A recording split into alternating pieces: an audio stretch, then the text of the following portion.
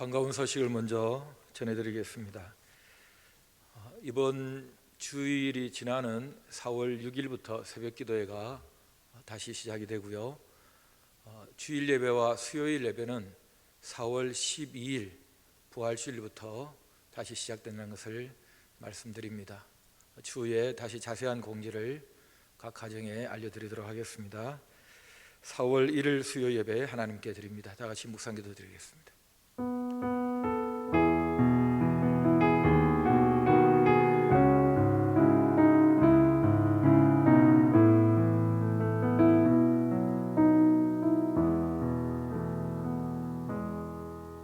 하나님 아버지 감사합니다.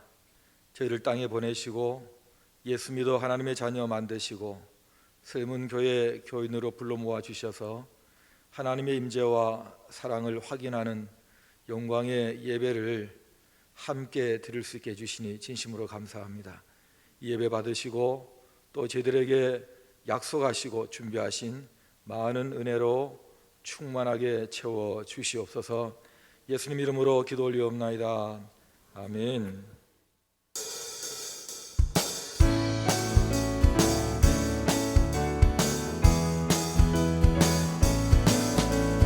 갈 길을 밝히 보이시니 주 앞에 빨리 나갑시다. 우리를 찾는 구주 예수 오노라. 갈 길을 밝히 보이시니 갈 길을 밝히 보이시니 주 앞에 빨리 나갑시다. 우리를 찾는 구주 예수 오노라 하시네. 죄악 벗은 우리 영혼을 기뻐 뛰며 주를 보겠네. 하늘에 계신 주 예수를 영원히 섬기리. 우리를 오라 하시는 말 기쁘게 듣고 순종하세.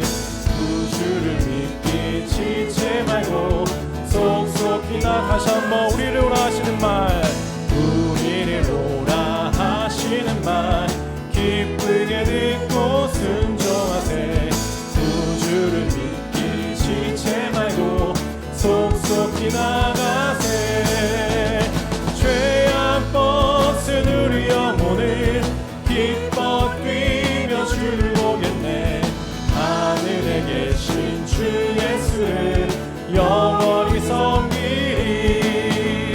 주 오늘 여기 계시오니 다 와서 주의 말씀 듣세. 듣기도 하며 생각하니 참 들으시오다. 주 오늘 여기 계시오니 오늘 여기 계시오니 다 와서 주의 말씀 듣세.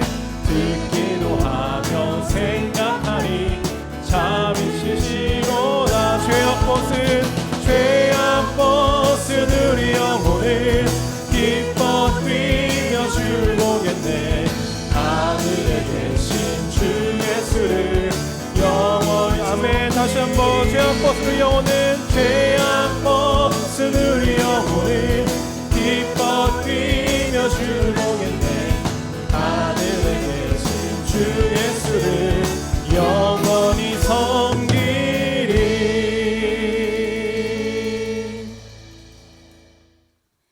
우리의 힘이 되시고 피난처가 되시는 하나님을 찬양합니다. 오늘도 주의 은혜로 구원받은 주의 백성들이 하나님을 예배합니다. 주의 영이 충만케 하시고 주의 영광만 있게 하옵소서. 코로나19로 인하여 대한민국을 비롯한 전 세계가 대혼란의 격동기에 있습니다.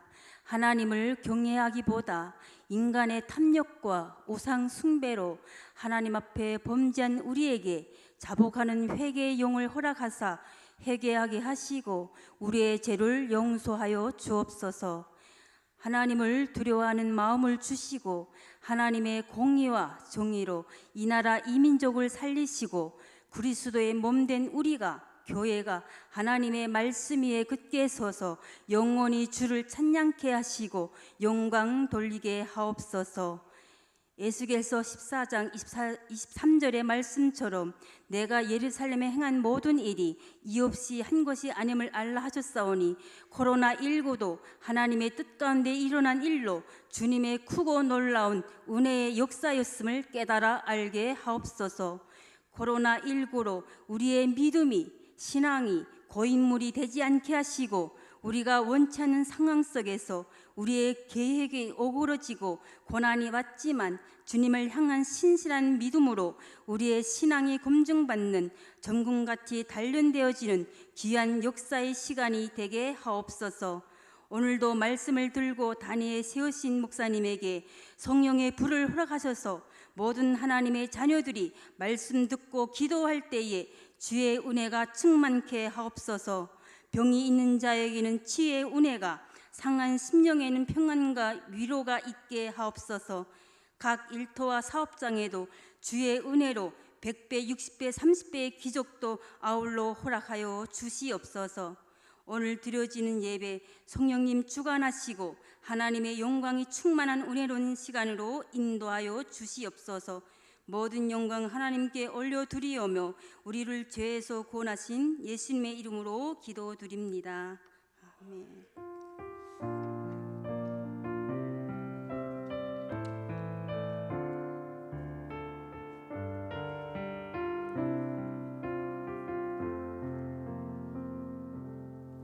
하나님 말씀 마가복음 12장 28절, 마가복음 12장 28절부터 34절까지 교독하겠습니다. 마가복음 12장 28절부터 34절 제가 먼저 읽습니다. 서기관 중 한 사람이 그들이 변론하는 것을 듣고 예수께서 잘 대답하신 줄을 알고 나와 묻되 모든 계명 중에 첫째가 무엇이니까?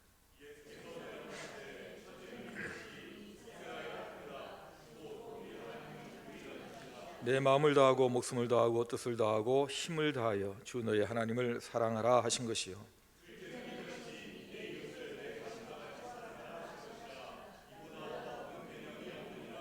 서기관이 이르되 선생님이 옳소이다. 하나님은 한 분이시요 그 외에 다른 이가 없다 하신 말씀이 참이니이다.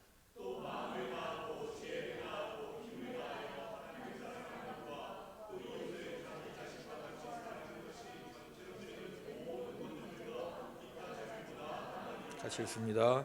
예수께서 그가 지혜있게 대답함을 보시고 이르시되 내가 하나님의 나라에서 멀지 않도다 하시니 그 위에 감히 묻는 자가 없더라. 아멘. 똑똑한 아이들이 많습니다. 똑소리 나는 아이에게 아빠가 물었습니다. 너 나중에 뭐 될래? 대통령. 그래, 대통령 아빠 뭐 시켜줄 거야? 짜장면. 여러분 똑똑하지 않습니까? 공직 인사를 그렇게 정확하게 해야 되겠죠. 예수님도 어릴 때부터 아주 똑똑했습니다. 누가복음 2장 40절에 하면 아이가 자라며 강하여지고 지혜가 충만하며 하나님의 은혜가 그 위에 있더라. 지혜로워졌다. 12살 때 6월절에 부모님과 함께 예루살렘에 올라갔다가 혼자 남겨진 적이 있었어요. 다시 찾으러 왔더니 랍비 선생님들과 얘기를 하고 있는 겁니다. 듣고 질문도 하고.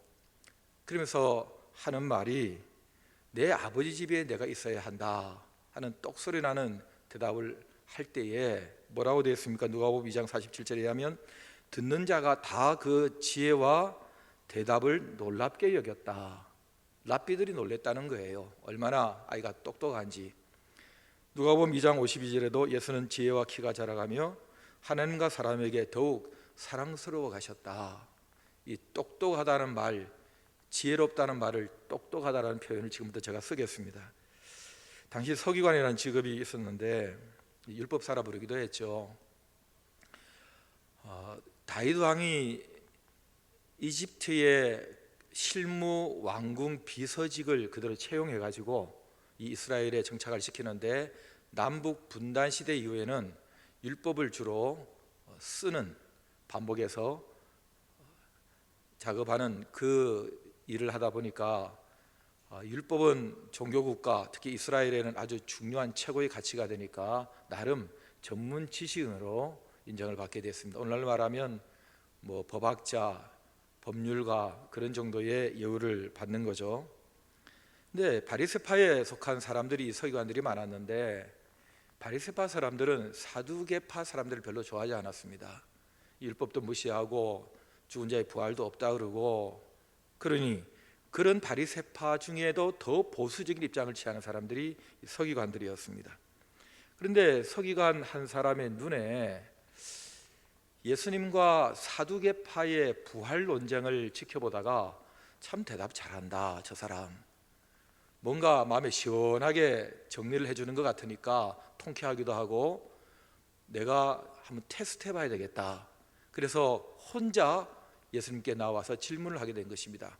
마태복음에는 시험하기 위해서 나왔다 그랬어요. 되게 집단으로 몰려옵니다. 그런데 이 사람이 혼자 예수님 앞에 선 걸 봐서는 나름대로 호기심도 있었지만은 논쟁에 자신도 있고 또 나름 실력이 있다 하고 스스로 생각했던 것 같아요. 선생님, 계명 중에 첫째 되는 것이 무엇입니까? 그렇게 묻습니다. 모든 계명 중에 첫째가 뭐냐? 모든 계명, 모든 율법이라는 이 토라 히브리어는 모든 노모스라는 헬라어로 번역합니다. 바로 토라는 노모스로 번역해야 되는데 이 서기관이 물은 것은 노모스라고 말하지 않고 엔톨레, 모든 엔톨레 중에 첫째가 뭐냐 이렇게 묻습니다. 여러분, 엔톨레는 여기저기 존재하는 모든 규범들을 다 끌어모은 용어입니다. 그러니 훨씬 더 광의의 넓은 의미의 규범을 말하는 거죠. 그걸로 사람이 어떻게 다 알겠어요? 이 땅에 하나님의 토라 노모스를 포함한 모든 존재하는 규범들이, 관습들이 많이 있는데 그걸 개인이 어떻게 알겠으며 또 그 중에서 가장 첫 번째 중요한 게 뭐냐고 물으면 그걸 어떻게 대답하겠느냐? 시험하려고 물었다는 걸 봐서 아마 속에 이런 저희가 있었겠죠. 너 참 똑똑한 것 같기는 한데 얼마나 똑똑한지 한번 보자. 너가 이거 다 알기나 하겠어? 또 안다 한들 그 중에서 첫 번째가 뭔지를 어떻게 얘기하겠어? 아마 그런 마음으로 저희를 가지고 질문을 했을 것입니다. 테스트하는 거니까. 예수님의 대답이 똑소리가 났습니다. 신명기 6장 14절과 레위기 19장 18절 두 구절을 뽑아서 우리가 아는 그대로 하나님 사랑과 이웃 사랑으로 대답을 하신 거죠. 서기관이 놀랐습니다. 놀랐다. 왜 놀랐을까? 아니 세상에 어쩌면 나하고 생각이 그렇게 똑같을까? 그래서 놀랐는지, 아니면 어떻게 이걸 망설이지도 않고 담대하게 바로 즉답을 하는가? 그 태도에 놀랐는지, 아니면 자기도 몰랐는데 아니 이 사람이 내가 그렇게 찾고 오랫동안 연구하던 그 답을 딱 정리해서 알려주네? 그래서 놀랐는지는 모릅니다. 그렇지만 뭐라고 반응을 보이냐면 옳습니다. 하나님이 유일한 분이시라는 말씀 맞습니다. 그리고 하나님 사랑과 이웃 사랑이 이 율법의 요약이고 가장 중요한 계명인 게 맞습니다. 아무리 모든 제사를 다 드려도 이 하나님의 말씀대로 사는 것보다 앞설 수는 없습니다. 옳습니다. 맞습니다. 하고 공감합니다. 동의합니다. 그렇게 반응을 보이는 것입니다. 이 반응에 예수님도 놀라신 것 같아요. 아니 이 사람이 이런 반응을 보이다니. 34절 예수께서 그가 지혜 있게 대답함을 보시고 이르시되 내가 하나님의 나라에서 멀지 않도다. 그 위에 감히 묻는 자가 없더라. 묻는 자가 없었어요. 모든 논쟁이 끝났습니다. 왜 묻는 자가 없었을까? 당연히 예수님이 무슨 말씀하시면 권세가 있으니까 분위기가 압도되니까 그럴 수 있겠지만은, 그러나 또 한편으로는 똑똑한 사람들끼리 대화를 하니까 이건 범접할 수 없는 수준 있는 대화를 나누는 그 사이에 감히 누가 끼어 들어가서 무슨 얘기를 더 할 수 있을까 하는 마음을 다들 가진 게 아니었을까 하는 것입니다. 이 사람 참 똑똑하네. 예수님께서는 중심을 보시기도 하지만은 또 그 표현을 보시고 판단하시지 않습니까? 종합적으로 판단을 하신 것입니다. 참 진지한 사람이다. 누가복음에 의하면 영생을 얻기 위해서 이런 질문을 했다고도 기록이 되어 있는 걸 봐서 진지한 사람, 그러면서도 정중하게 질문을 하는 사람, 그러면서도 솔직하게 대답을 하고 또 나아가서 자기가 알고 있는 그 표현하는 내용을 볼 때는 뭔가 속이 꽉 찬 그런 사람의 모습을 예수님께서는 보신 것 같아요. 그러니 참 똑똑하다 하고 판단하시면서 내가 하나님의 나라에서 멀지 않다, 그렇게 말씀하십니다. 여러분, 하나님의 나라에서 멀지 않다, 이런 표현을 어느 누구에게 하신 적이 있습니까? 점수를 굉장히 많이 주신 것입니다. 아주 높은 칭찬을 하신 것이죠. 하나님의 나라에 들어가는, 하나님의 나라에 속하게 되는 것은 사실은 사람이 똑똑해서 될 수 있는 것은 아닙니다. 그건 예수님께서 부르셔야 되고 하나님의 택하심이 있어야 되고 또 은혜가 임해서 믿음을 가져야 되고, 그 믿음이란 예수님과 복음을 믿는 믿음으로 하나님의 나라에 들어가게 됩니다. 그런데 그 하나님의 나라에서 멀지 않다고 예수님이 말씀하신 것은 사람 쪽에서의 결국 반응을 통해서 하나님 나라에 들어간다는 점에서 이런 진지함과 정중함과 솔직함과 그리고 이런 똑똑함을 가진 사람은 마음의 그릇이 다 준비되어 있다는 거예요.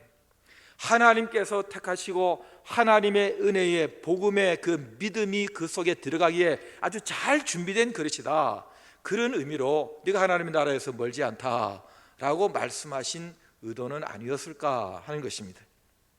오늘 설교 제목이 똑똑한 신앙생활, 똑똑한 신앙생활. 예수님도 똑똑하셨는가? 조금 경망스러운 제목일 수 있습니다. 여러분, 예수님 보고 똑똑했다, 이거는 뭐 아이들에게 하는 표현인데 어떻게 예수님은 지혜로우시다 이렇게 말을 안 하고 똑똑한가 이렇게 말하느냐? 신성을 가지신 예수님이시니까 당연히 신성은 전지전능하신다. 하나님의 성품, 하나님의 속성이니까 당연히 똑똑할 수밖에 없지 이렇게 말하지만은 또 반면 내가 모른다 하고 말씀하실 정도의 인성을 가지신 예수님이세요. 그런데 예수님이 모른다 할 때는 모르시는 거예요. 그런데 그런 인성을 가지시고 아이로 태어나서 성장 과정을 쭉 자라오신 예수님이 똑똑하시다 이렇게 말을 할 때는 그게 그냥 됐겠느냐는 거예요. 그냥 밥만 먹고 놀기만 하고 공부도 안 한 그런 아이가 똑똑해질 수 있겠느냐? 예수님이니까 똑똑하지. 예수님은 그냥 잠만 자도 똑똑해져. 그분 하나님의 아들이잖아. 이렇게 말해도 되는 것입니까? 그래서 예수님은 공부를 전혀 안 했다는 거예요? 예수님은 책도 안 봤다는 거예요? 예수님은 뭐 노력하지 않았다는 것입니까? 여러분, 예수님의 어린 시절을 제가 말씀드리지 않았습니까? 자라가면서 더 그렇게 되어 가셨다 그랬습니다. 더가 어떻게 그냥 되는 것입니까? 시간이 저절로 사람을 지혜롭게 만들어줍니까? 노력하지 않으면 안 되는 것입니다. 인성을 가진 사람으로서의 예수님은 당시 사회적 통념에 비춰볼 때는 그렇게 학식 있는 모습은 아니었다, 그런 지위에 그런 평가를 받는 분은 아니었다는 것입니다. 그분이 예루살렘에서 유학을 했습니까? 헬라 철학에 능통한 어떤 랍비에 혹은 어떤 그런 그 모임에 가서 공부를 했다는 기록이 있습니까? 전혀 그가 나사렛 그 시골 동네에 있으면서 크게 학제의 시스템에 그런 도움을 받은 기록은 없는 것 같아요.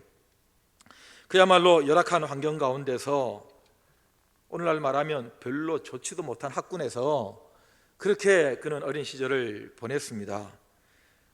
그래서 예수님 무시한 거 아닙니까? 무슨 나사렛에서 선한 것이 날 수 있느냐고, 무슨 저 갈릴리 출신이 무슨 메시아냐고 이렇게 말할 수 있는 것은 적어도 많이 배울 수 있는 좋은 환경이 있는 예루살렘 남부 출신들에는 아주 얕볼 수밖에 없는 그런 위상을 가지고 있었다는 것입니다. 그런데 예수님을 만나서 그의 말씀을 듣고 그와 대화를 나눈 모든 사람은 놀라는 거예요. 그의 탁월함에 놀라는 거예요. 탁월함이. 이 언어를 구사하는데 이 수사법이 그냥 수사학을 능가해요. 수사학에서조차도 예수님의 그 언어 구사를 공부할 정도라는 것입니다. 상대방을 배려하는 그 언어들, 이해하기 좀 어려운 사람들에게는 비유를 들어서 아주 쉽게 이렇게 얘기를 해주시고 자상하게 얘기를 해주시고, 논리를 추구하는 지식인들에게는 명쾌한 논리로 반박할 수 없도록 정확하게 설득력 있게 말씀을 하시는 이런 예수님의 수사법은 도대체 어디서 나온 것인가? 게다가 이 영적인 무게까지 더하고 권위가 있고 나가서 삶이 뒷받침되니까 그 말이 허망하게 퍼뜨려지지 않고 성품도 좋잖아요. 조금만 알면 얼마나 우리는 또 아는 척합니까? 잘난 척합니까? 서너 마디 해도 될 걸 10마디를 덧붙여가지고 자기 지식을 또 과시하고 싶어하고 그러지 않습니까? 여러분 가끔 제 설교도 그렇게 하는지 모르겠는데 그냥 한 2줄 만에 끝나도 될 걸 20분 동안 끌고 가고 그렇게 하지 않습니까? 그러나 저는 이건 제가 변명하자면 과시하려고 하는 게 아니라 자상하게 설득시키려고 그렇게 한다는 것을 알아주시면 좋겠습니다.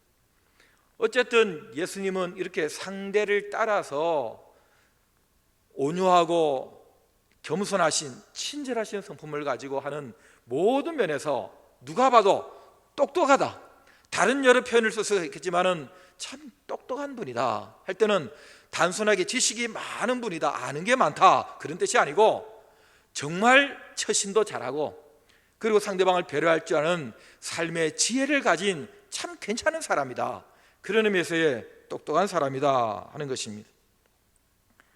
예수님이 똑똑하셨다면 예수님을 마음에 모시고 예수님의 제자의 길, 제자도를 가는 우리가 똑똑해야 되지 않겠습니까? 우리도 똑똑한 신앙생활을 해야 한다는 것입니다. 도대체 내가 믿고 있는 게 뭔지 정확하게 알아야 되고 내가 뭘 해야 되는지 나는 어떻게 살아야 하는지에 대해서도 정리되어야 한다. 여러분, 이 하나님 없다, 하나님 있어도 상관없다 하는 무신론 세상에 혹은 불가지론 세상에 우리가 살고 있습니다. 하나님이 계시다, 난 하나님을 믿고 있다 말해줄 수 있어야 하는 거 아닙니까? 도대체 잘못된 이단 사이비에 대해서 도망가거나 피한다고 이게 능사가 아니지 않습니까? 밀려서는 안 되는 것이고 그리고 당당하게 그들에게 얘기해 줄 수 있어야 하는 똑똑한 제자들, 똑똑한 성도들이 필요하다는 것입니다. 우리가 보냄받은 곳이 우리의 직장입니다. 그렇다면 그곳에서 우리는 똑똑하게 직장인답게, 예수 믿는 제자 직장인답게 그런 모습을 드러내야 하는 것이죠. 가정도 마찬가지. 우리가 가정을 돌볼 때에, 아이들을 키울 때에 모든 부모들이 혹은 가정의 일원으로서 혹은 교회 생활조차도 똑똑하게 해야 된다는 거예요. 그저 내가 교회를 이루어서 뭘 해야 되는지 알지도 못하고 그냥 시간을 흘려보내면 안 되고, 나는 서대문교회 교인이고 서대문교회는 어떤 교회고 나는 무엇을 해야 되고 이 시점에 내가 할 일은 무엇이고 내가 믿는 바는 무엇이고 그리고 나는 사람들을 어떻게 대해야 되고 예수님의 제자답게 똑똑하게 생각하고 똑똑하게 처신을 해야 된다는 거예요. 물론 이걸 착각하면 안 되죠. 상대방이 말을 많이 하고 좀 상대방을 제압해서 내 힘을 과시하고 그러라는 게 아니에요. 우리는 우리 자신을 많이 좀 드러내고 싶어하는 우리 태생적인 교만함을 모두가 죄성으로 가지고 있는 사람들입니다. 그리고 자존심 상승을 견디지 못하여야죠. 비교 우위를 점하고 싶어서 그런 우울감과 열등감 사이에서 우리는 많은 고민을 할 때가 있습니다. 그러나 예수님을 따라가는 그 제자의 삶에 예수님의 감성과 예수님의 의지에 앞서 예수님의 지성, 예수님께서 알고 계셨던 것을 나도 알고 예수님이 보여줬던 그 감성의 표현들을 나도 그대로 배워가고 예수님이 그 의지로 드러내셨던 그 길을 나도 가야 되겠다, 이런 똑똑한 제자의 길이 우리에게 필요하다는 것입니다. 여러분, 지금 이 현대 사회 속에서 참 정보의 홍수라 그러지 않습니까? 우리가 아무리 많이 안다 하더라도, 아무리 많이 알아도 네이버만큼은 알 수 없습니다. 그냥 치면 나옵니다. 네이버는 검색하면 다 나오게 돼 있어요. 우리가 그걸 어떻게 다 알 수 있겠어요? 얼마나 우리가 안다고 우리를 과시하고 뻐길 수 있겠습니까? 그런 교만함을 조심하지 않으면 안 되는 것입니다. 자, 어떻게 예수님처럼 똑똑한 신앙생활을 할 수 있을까? 결론으로 3가지만 제시합니다. 첫째, 성경을 통해서 하나님을 잘 알아야 됩니다. 성경을 통하지 않고 하나님을 안다는 것은 전부 다 가짜입니다. 왜냐하면 성경은 우리에게 하나님께서 하나님을 알라고 주신 책입니다. 성경을 통해서, 계시를 통해서 하나님을 안다는 거예요. 잠언 9장 10절, 여호와를 경외하는 것이 지혜의 근본이고 거룩하신 자 하나님을 아는 것이 명철이다. 아는 것이 명철이다. 여러분, 성경 많이 읽고 또 성경에 관해서 얘기하는 설교, 이런 강의 이런 걸 많이 듣고 또 그게 그런가 공부하고 저건 하나님 말씀이야 막 외우고 또 생각하고 묵상하고 이렇게 함으로 하나님을 점점 알아가게 되었습니다. 그냥 되는 게 아니에요. 성경을 붙들고 씨름하지 않으면 하나님을 제대로 알 수가 없습니다. 여러분, 알지 못하면 믿을 수 없어요. 믿을 수 없으면 살 수 없어요. 사람은 믿는 대로 살아요. 그러나 믿는 것은 알지 못하면 믿을 수가 없어요. 그래서 하나님을 아는 것, 성경을 통해서 하나님을 아는 것이 대단히 중요한 것입니다. 나는 필요 없어. 나는 성령의 인도만 받으면 돼. 눈 감고 성령의 인도만 받으면 직통으로 팍 오고 그런다는데, 여러분, 사도행전 2장에 성령께서 충만하게 임하셨을 때에 베드로가 똑똑해졌습니다. 똑똑해진 증거가 뭐냐? 구약 성경을 인용을 합니다. 그리고 길게 얘기할 걸 딱 정리해서 마태, 마가, 누가, 요한복음의 근간이 되는, 기본이 되는 복음의 핵심 요소를 딱 정리해서 선포합니다. 똑똑해진다는 것은 말해야 될 것을 잘 정리해서 확신 있게 얘기하는데, 이것을 도우신 분이 성령이세요. 그러니 하나님의 말씀을 제쳐놓고 똑똑함을 혹은 하나님을 안다는 얘기를 해서는 안 된다는 것입니다. 성령도 하나님의 말씀인 성경으로 우리에게 가르치시고 성경을 통해서 역사하세요. 성령의 역사는 성경과 분리될 수 없다는 것입니다. 두 번째, 많이 보고 듣고 생각해야 됩니다. 생각을 많이 해야 됩니다. 여러분, 마태복음 6장 26절에 공중의 새를 보라. 심지도 않고 거두지도 않고 창고에 모아 들이지도 아니하되 너희 하늘 아버지께서 기르시지 않느냐. 보라. 그리고 바로 28절에, 6장 28절에 들의 백합화가 어떻게 자라는가 생각하여 보라. 생각하여 보라. 수고도 아니하고 길쌈도 아니한다.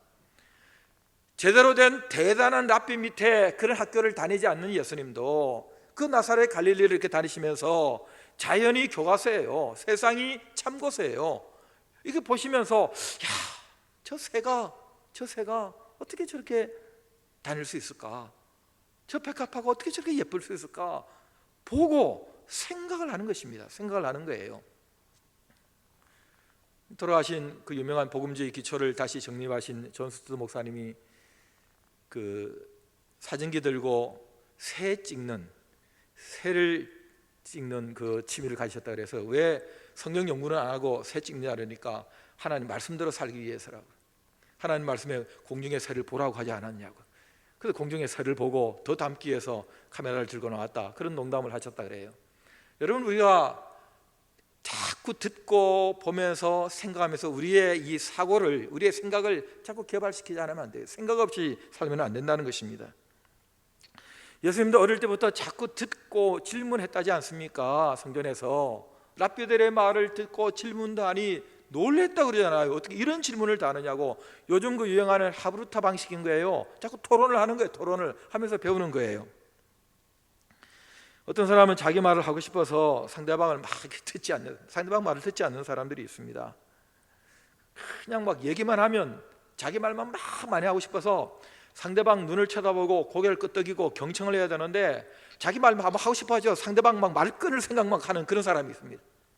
그래서 바닥을 드러내요. 자기 말만 많이 하다 보면 쌓이는 게 없는 거죠. 여러분, 경청해야 돼요. 야고보서 1장 19절에 사람마다 듣기는 속히하고 말하기는 더디하고, 또 뭘 더디하라? 성내기도 더디하라. 더디해야 되는 것은 말하는 것과 화내는 것 더디하고, 속해야 될 것은 듣는 것 속해야. 누가 얘기하면 자꾸 들어야 돼요. 들어서 배워야 돼요. 배워야 돼요. 여러분, 마지막 세 번째는 기도하는 것입니다. 기도는 하나님께 구하는 것임과 동시에 하나님과 교제하는 거예요. 그러니 기도를 많이 하는 사람은 하나님께 많이 구하는 거죠. 구하면 주시니까, 구하는 만큼 주시니까, 그리고 많은 시간을 하나님과 교제를 하는 시간을 가지니까 지혜로우신 하나님을 닮아가게 돼 있는 거예요. 시골에 저 어릴 때 보면 별로 전혀 배운 것도 없는 분들이세요, 할머니들이. 그런데도 똑똑하신 분들 많으세요. 나는 뭐 소학교도 못 다녔어, 난 아무것도 몰라. 그런데도 말씀하시는 거 보면 그 지혜가 철철철철 넘쳐요. 단순하게 오래 살아서 그런 거 아니에요. 기도 많이 하시는 분들이에요. 예배 잘 드리고 기도 많이 하시는 분들이니까 반듯하게 판단하시고 반듯하게 말씀하시고, 야, 저런 지혜가 어디서 나오는가?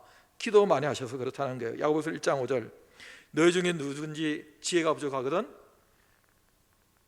후히 주시고 꾸짖지 아니하시는, 모든 것 후히 주시고 꾸짖지 하시는 하나님께 구하라. 그리하면 너희에게 주시리라. 지혜가 부족하면, 똑똑하고 싶으면 구하라. 그리하면 주시리라. 할렐루야. 여러분, 요즘처럼 이런 험난한 시국에, 또 특별히 사회적 거리두기 때문에 함부로 사람들 만나기도 어려운 혼자 있는 시간 많은 이때에 우리가 똑똑해질 수 있는 좋은 기회입니다. 성경을 통해서 하나님을 더 알 수 있는 기회, 많이 생각할 수 있는 기회, 그리고 기도 많이 할 수 있는 기회, 더 똑똑해질 수 있는 기회. 우리 서해문교회 모든 성도들, 또 우리 모든 친구들도 똑똑해졌으면 좋겠어요. 예수님처럼 똑똑한 신앙생활을 할 수 있기를 주의 이름으로 축복합니다. 아멘. 찬양하겠습니다.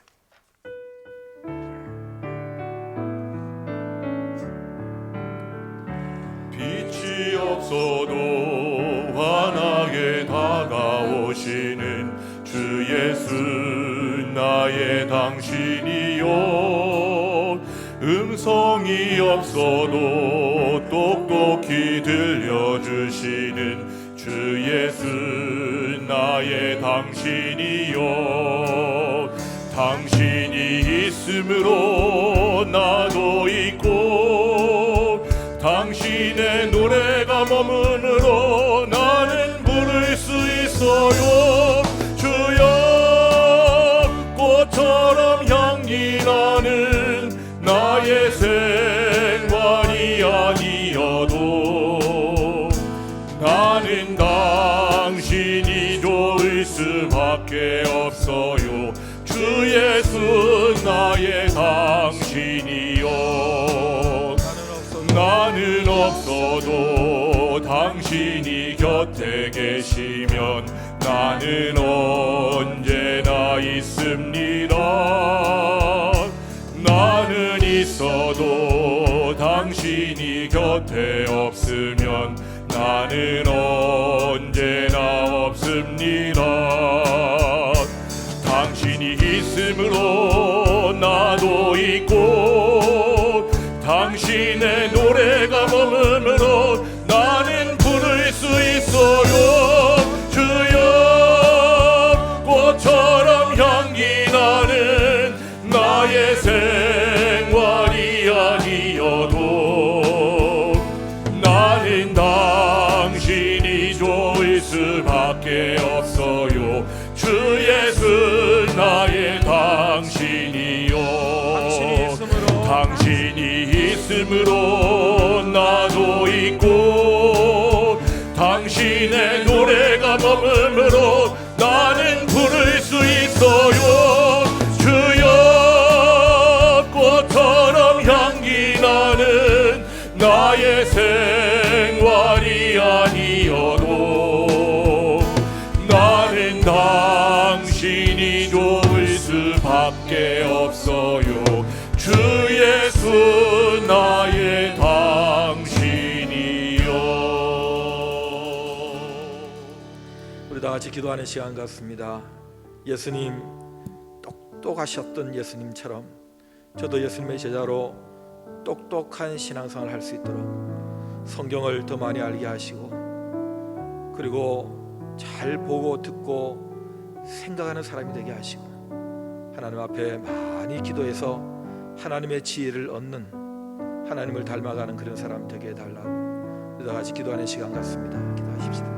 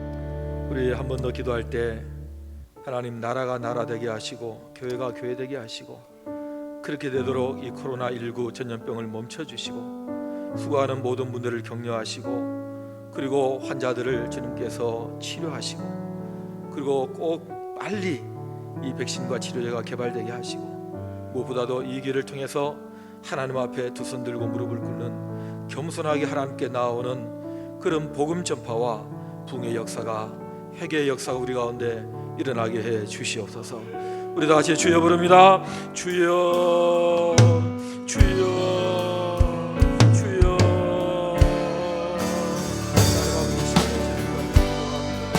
저희들 주 앞에 나라를 위하여, 사랑을 위하여, 교회를 위하여 기도하고 또 기도합니다.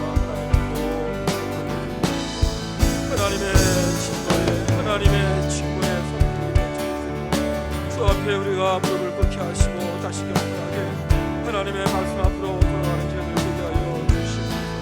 가정마다, 교회들마다, 모든 직장과 모든 경제적인 삶 가운데 우리 하나님의 도우심이 있게 하여 주시고, 하나님 앞에 겸허하게 두 손을 들고 주의 도우심을 바라보고 진정한 회개와 부흥을 우리가 일어나게 하여 주시옵소서.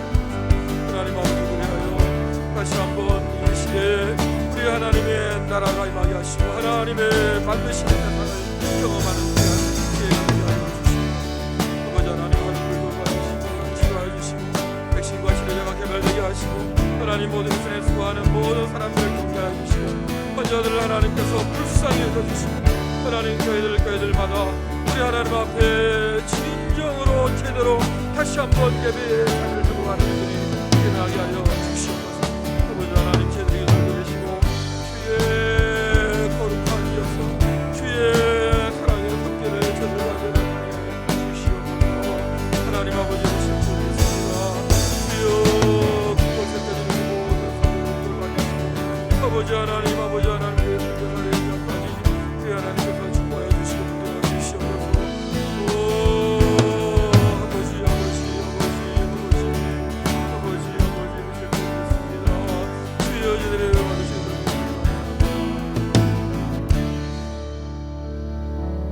하나님 아버지, 저들도 예수님처럼 똑똑한 신앙생활을 하는 제자의 길을 갈 수 있도록 성령님 도와주시옵소서.